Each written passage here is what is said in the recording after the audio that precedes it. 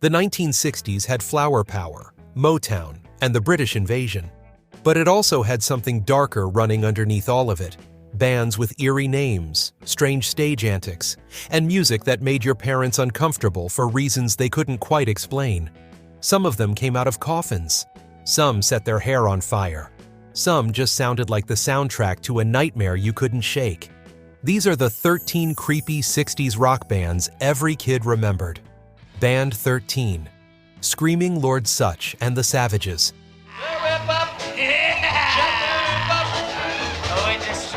Before Alice Cooper, before Kiss, before anyone thought to build a rock act around horror imagery, there was David Sutch, better known as Screaming Lord Sutch. Born in London in 1940, he started performing in 1960 and immediately set himself apart from every other act in the British music scene by entering every show inside a coffin carried on stage by his band, the Savages.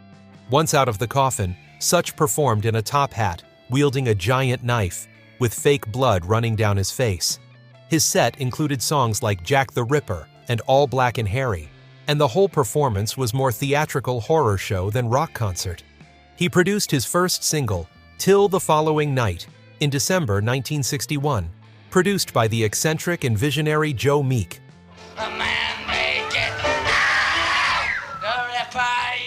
Sutch never had a chart hit, but his influence was enormous. Alice Cooper has openly credited him as a direct inspiration. Ritchie Blackmore, Jimmy Page, and Keith Moon all played in various lineups of the Savages at different points in the 1960s, which tells you something about how the British music scene of that era was connected. You could hire the future members of some of the biggest bands in rock history to back up a man who emerged from a coffin with fake blood running down his face. He later became famous in the UK for founding the official monster raving loony party and standing in over 40 British elections without winning a single one, which is arguably even stranger than the music. When Sutch died in 1999, the tributes that came from throughout the rock world confirmed what serious historians of British rock had known for years, that the genre's theatrical tradition began with him.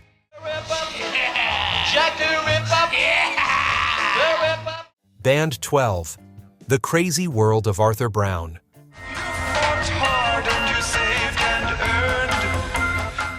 Nobody forgot Arthur Brown.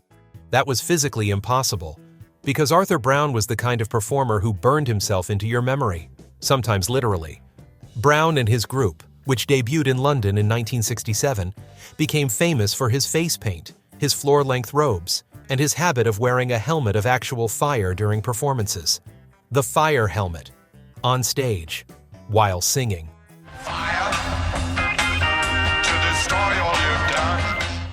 Brown had trained as a philosophy student before turning to music, which perhaps explains why his approach to rock performance was so completely different from everyone else's. The band's 1968 debut album, The Crazy World of Arthur Brown, produced the single Fire, which reached #1 in the United Kingdom and #2 in the United States. It remains one of the more genuinely unsettling pop singles of the entire decade. Brown's operatic shrieking over a pulsing keyboard groove sounded like nothing that had existed in rock before it. Alice Cooper famously said that watching Arthur Brown perform was like all of his Halloweens coming at once. The Crazy World of Arthur Brown essentially invented the theatrical shock rock template that defined the 1970s. Brown continued recording and performing for decades, the fire helmet appearing on and off depending on the health and safety regulations of whichever country he was touring. Fire to destroy all you've done. Band 11, The 13th Floor Elevators.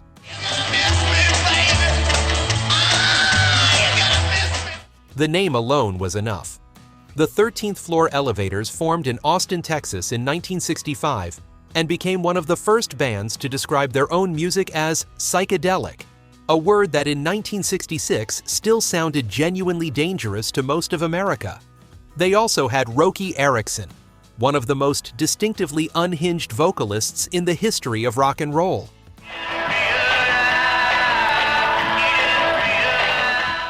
Erickson sang with an intensity that veered from ecstatic to genuinely frightening, and the band's sound, built around electric jug, fuzzed guitar, and sheets of reverb, had a druggy, paranoid quality that was completely its own. Their 1966 debut album, The Psychedelic Sounds of the 13th Floor Elevators, was filled with B-movie imagery and a dark, lurching energy that terrified parents and fascinated teenagers in equal measure. Texas authorities were not fans of the band either. The group was regularly surveilled and harassed by the Texas Department of Public Safety, which reportedly kept files on them. The band's story grew darker as time went on. Erickson was arrested for marijuana possession in 1969 and, to avoid prison, pleaded not guilty by reason of insanity. He was committed to Rusk State Hospital for 3 years. After his release, he continued making music with increasingly strange and dark subject matter, songs about zombies, demons, and alien beings, before being recognized as an influence on entire generations of psychedelic and indie rock artists. He died in 2019, finally having received the recognition he deserved.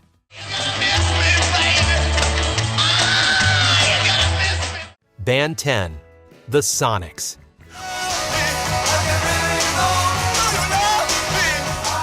The Sonics were from Tacoma, Washington, and they played garage rock in the mid-1960s with a level of aggression and menace that was simply not normal for the era. Their 1965 debut album was produced deliberately raw, distorted, loud, and slightly out of control, and the result sounded like something recorded in a basement during a power surge by people who had decided that professional studio sheen was the enemy.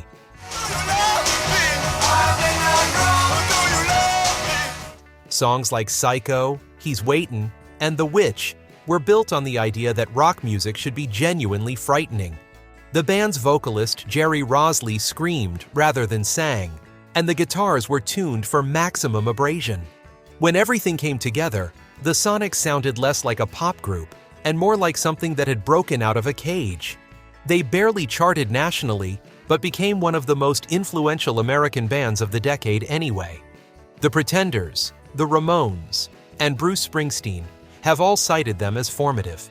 In 1965, hearing the Sonics on an AM radio in your living room probably felt like something had gone badly wrong with your receiver. 40 years on, they still sound like that. They reunited in 2014 and recorded a new album to enthusiastic reviews from critics who had spent decades waiting.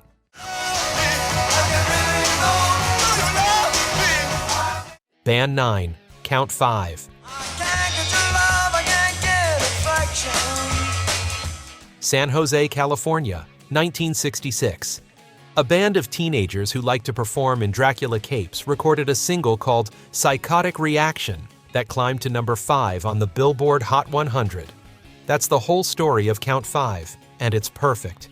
A group of kids who named themselves after a fictional vampire wore Halloween costumes on stage and accidentally recorded one of the garage rock standards of the decade.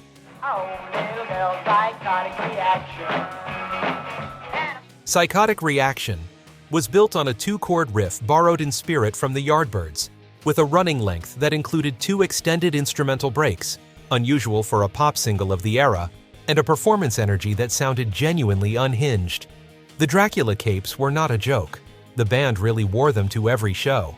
The band members were all attending high school in San Jose when the song became a national hit, which made the whole situation even more surreal. Count 5 had no other significant charting singles. They remain one of the most beloved one-hit wonders of the garage rock era, and Psychotic Reaction turns up on virtually every serious compilation of 1960s garage rock ever assembled. Not bad for a band of kids in capes from San Jose. Band 8, The Doors. You couldn't talk about creepy 1960s rock and not include The Doors. Formed in Los Angeles in 1965 and fully active by 1967, The Doors had a sound and an image unlike anything else on the charts at the time. Jim Morrison's deep baritone, Ray Manzarek's organ filling the role of bass and keyboard simultaneously, and Robbie Krieger's blues-inflected guitar creating a dense, claustrophobic atmosphere that the band's dark, death-obsessed lyrics made even more unsettling. Morrison, who called himself the Lizard King and wrote poetry about death, violence, and the breakdown of civilization, was the most overtly menacing frontman of the decade. His stage behavior was unpredictable enough that promoters across the country grew nervous booking the band. He was arrested on stage in New Haven, Connecticut in December 1967, in what is believed to be the first arrest of a rock performer during an actual concert. He was later charged with exposure and profanity following a show in Miami in 1969, charges that followed him until his death in Paris in July 1971 at age 27. The Doors sold over 100 million records worldwide. Their 5 studio albums recorded during the 1960s, from their self-titled 1967 debut through Morrison Hotel in 1970, remain among the most studied and analyzed bodies of work in American rock history. They also remain the band most likely to make a parent look up from what they're doing and say, "Turn that off." Band 7. The Seeds.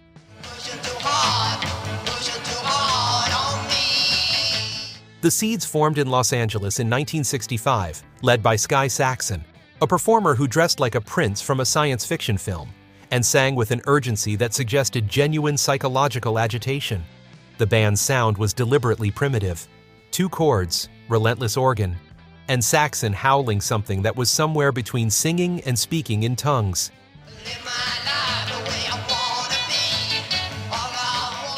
Their 1965 debut single, "Pushin' Too Hard," became a garage rock standard, peaking at number 36 on the Billboard Hot 100. What made the Seeds genuinely unsettling wasn't the music alone, it was the total package.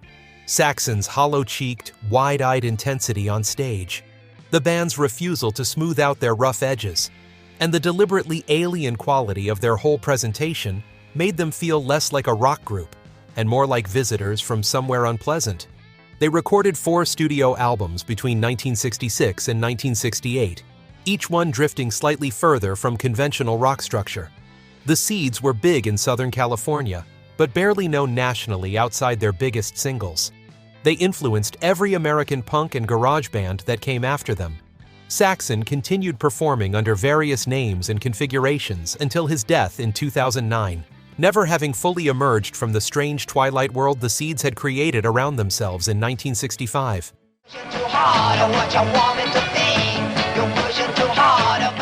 Band 6. The Electric Prunes.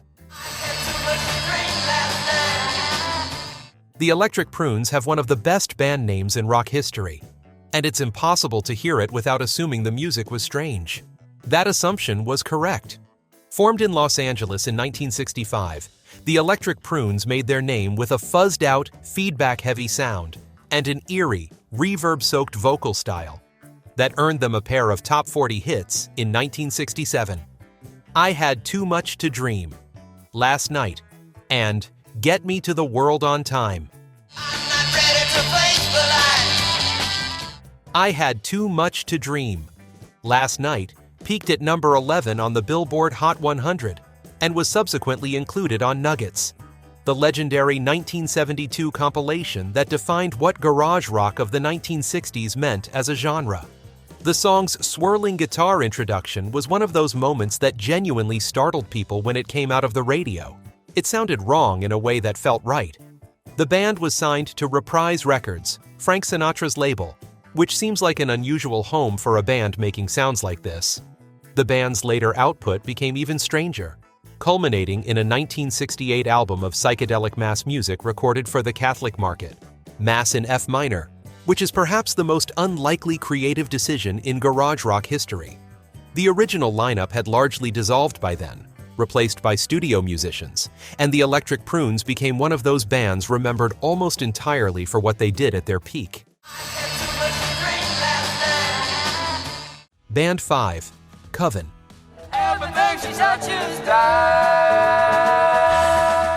Coven formed in Chicago in 1967 and were genuinely committed to occult imagery years before it became a genre convention. The band featured vocalist Jinx Dawson at the front, performing in robes with inverted crosses, surrounded by onstage satanic ritual imagery that was not entirely theatrical. Their 1969 debut album, Witchcraft Destroys Minds and Reaps Souls, included a 13-minute Black Mass, complete with ritual invocations, at the end of the record. The album's original liner notes included specific instructions for performing a satanic ritual.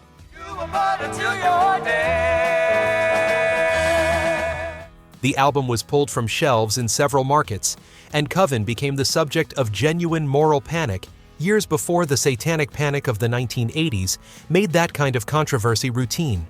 Their troubles were compounded when their single, One Tin Soldier, the theme from the 1971 film Billy Jack, became a massive hit, but was credited to a different group called the Original Cast due to a licensing dispute, creating a legal and commercial nightmare for the band. Coven predated the Satanic Panic by more than a decade, doing all of it with genuine commitment in 1969. Jinx Dawson maintained that the occult elements were sincere, not theatrical. Whether or not that was true, the music was dark, heavy, and unlike anything else being recorded by American women in rock at the time.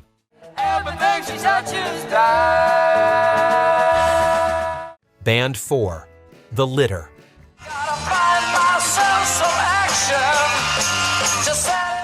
The Litter were from Minneapolis, and in 1967, they released a single called Action Woman. That is one of the most brutal-sounding garage rock recordings of the entire decade. The guitar tone is so aggressive, it sounds like it's trying to escape the speakers. The vocal performance sits somewhere between shouting and something that hasn't been formally classified.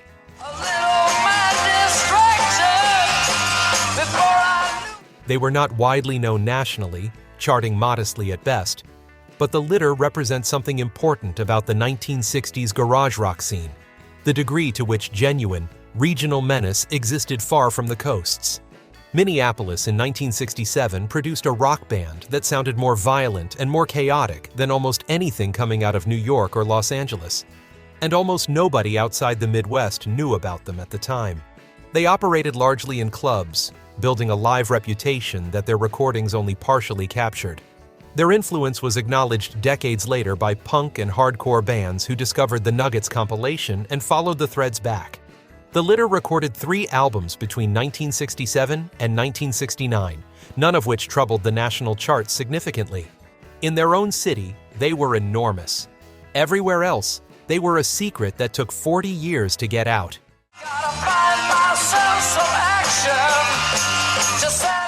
Band 3, The Mystery Trend.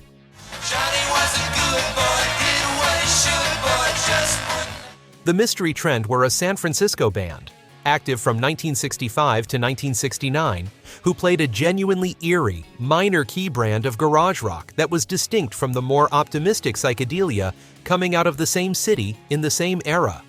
While Jefferson Airplane and the Grateful Dead were building utopian sound worlds, the Mystery Trend was quietly making music that sounded like something had gone subtly wrong with reality.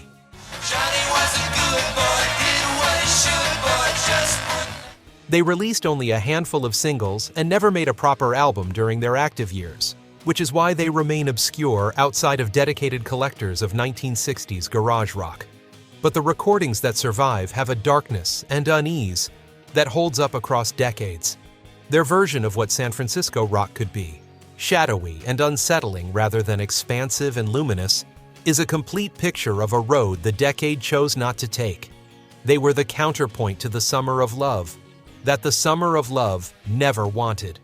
The band's guitarist, Ron Nagel, later became a successful songwriter and ceramics artist, which is exactly the kind of creative biography you'd expect from someone who spent the late 1960s making music that unsettled people at Haight-Ashbury.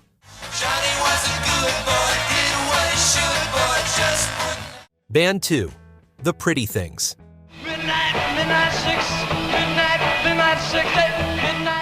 The Pretty Things formed in London in 1963, and they set out from the very beginning to be more dangerous than the Rolling Stones, which, in 1964, was a meaningful ambition. Lead singer Phil May wore his hair even longer than anyone else in British rock, which was enough on its own to get the band banned from broadcasting by the BBC and excluded from entering New Zealand when they toured.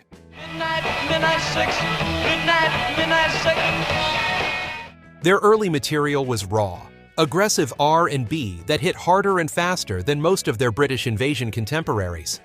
Their 1965 single, Midnight to Six Man, is as ferocious as anything produced by the British scene in that decade.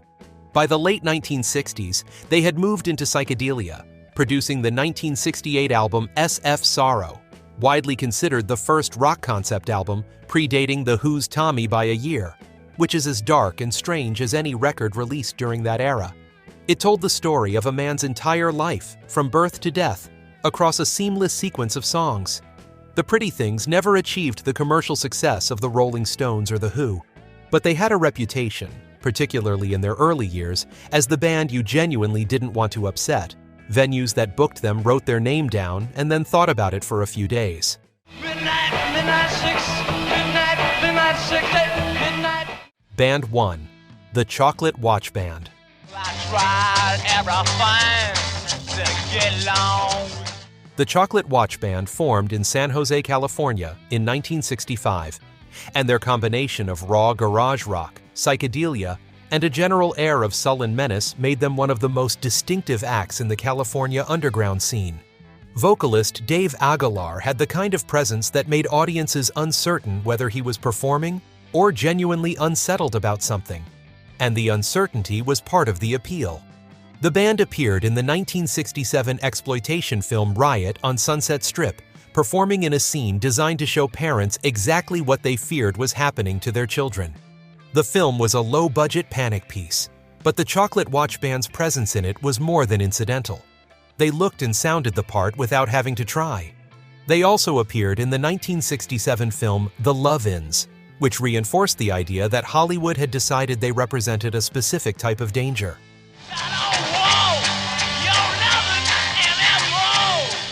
Their recordings, Let's Talk About Girls, Are You Gonna Be There, At the Love-In, and others, have the compressed, feverish energy of a band that knows they're running out of time.